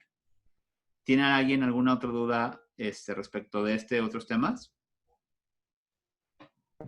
Entonces, la conclusión de tu pregunta en concreto, ¿qué fue?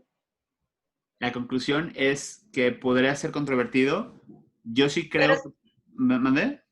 Sí, eso no es secreto industrial porque ya me quedé como en duda en eso. ¿A eso sí se lo podría considerar secreto industrial? Yo creo que si lo argumentas suficientemente bien, habría más, aparte de secreto industrial, podrías irte por el tema de obra por encargo aparte, más que por la obra por encargo, porque realmente no hubo una obra por encargo, es decir, hubo una solicitud de una propuesta.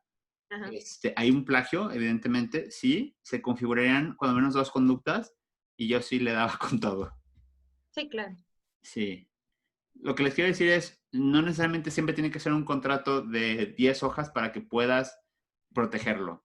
Nada más hay que considerar los 5 puntos que son aristas para efecto de que esto pudiera llegar a ser o configurarse o cercano a configurarse como un secreto industrial. Entonces, un documento así de chiquito pudiera llegar a tener todos los elementos suficientes para poder configurar un secreto industrial. Yo quiero otra pregunta. Sí, adelante. Vamos a suponer que lo demandas, lo denuncias o lo que tú quieras. ¿Qué es lo que exigirías? ¿El pago del contrato o daños y perjuicios o en qué te basarías? ¿Mandarías a hacer un avalúo para saber cuáles son las ganancias que obtuvo la empresa durante ese logo o qué es lo qué exigirías como abogado? En muchas ocasiones, cuando la ven, de hecho, parte de este asunto después será un poco el lado B, cuando eres el abogado de propiedad intelectual de GENCAS y tu jefe, el director jurídico, te hace conocedor del caso que evalúa ese riesgo legal que conlleva.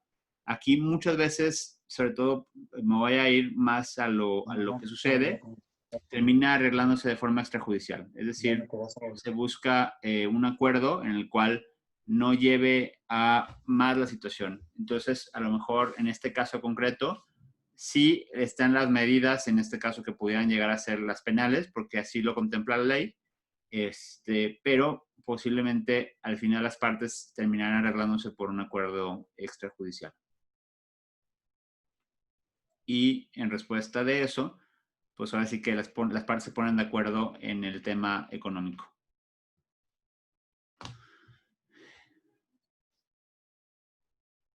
No sé si con esto respondo.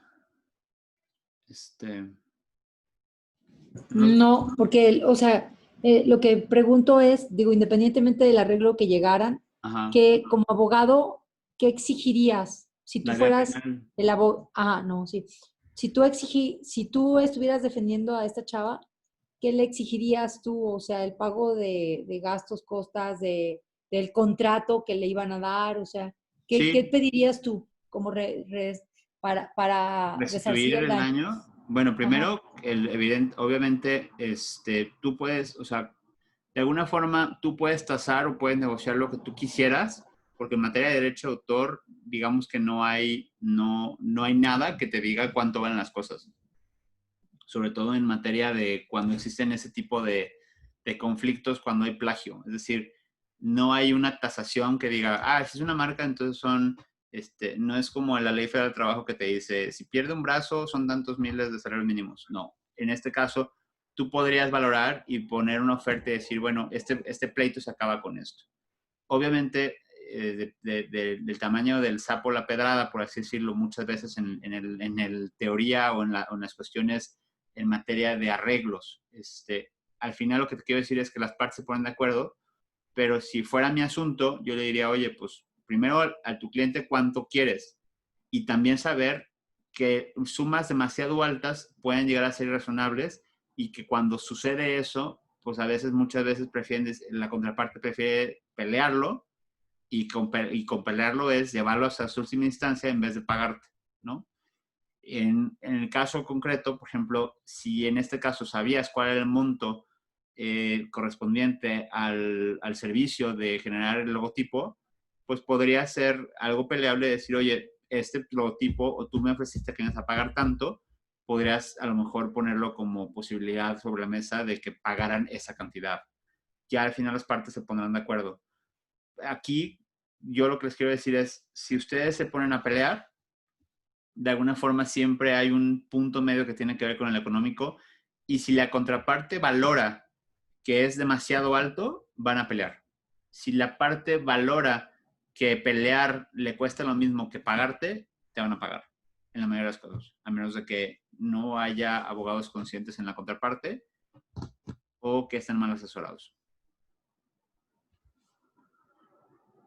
¿Sí me explico o no? Sí. ¿Sí? Sí, gracias, sí. Nada. Bueno, pues gracias una vez más. Nos vemos el viernes. Tenemos un súper tema el viernes. Empezamos, creo que a ver patentes. Espero, voy a terminar aquí la grabación. Me va a quedar un poquito más. Si alguien tiene un poquito de dudas, aquí ya tengo grabación.